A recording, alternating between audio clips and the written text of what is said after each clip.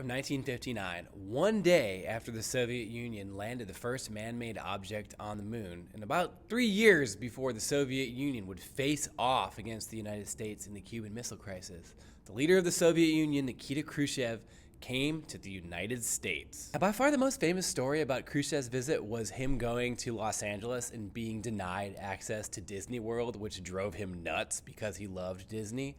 But to me, the most interesting story, it's corn. Literally, he went to Iowa to see corn. By the way, my name is Dr. Tim, and I share unexpected history, and if you like that sort of thing, then go ahead and give me a follow. On his trip, Khrushchev made a bunch of stops at large cities and destinations. He went to Los Angeles, San Francisco, he visited Pittsburgh, Washington, D.C., but he also made a trip to Coon Rapids, Iowa. And this wasn't just an accidental stopover. On his itinerary of his visit to America, Khrushchev only had 2 one-on-one visits scheduled. One was with President Dwight D. Eisenhower, and the other one was with an Iowa farmer named Roswell Garst.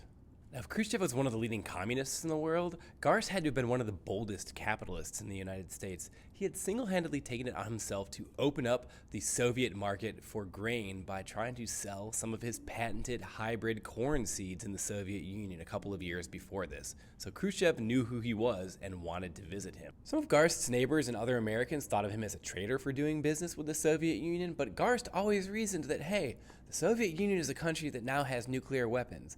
Wouldn't we rather have a nuclear adversary that had a well-fed population as opposed to a nuclear adversary that was starving and unstable? Khrushchev came to visit Coon Rapids. He said it was one of the highlights of his trip. He said it was the most fun and warm visit that he had anywhere. There was a small army of reporters that followed them around as they walked around Garst's farm. They trampled a bunch of his crops. Garst lost his temper and screamed at them and chased him off of his land. He was throwing stuff at the journalists, which Khrushchev just loved. He loved seeing how spirited this guy was. And now things didn't work out. I mean, Khrushchev wasn't able to import Iowa-style agriculture to the Soviet Union. This meeting didn't solve the tension between the United States and the Soviet Union, but it did mark this sort of human moment, a slight thawing in Cold War relations that we can look back on. Khrushchev did famously try a hot dog for the first time on this trip. Maybe if they'd given him a corn dog, maybe things could have been different.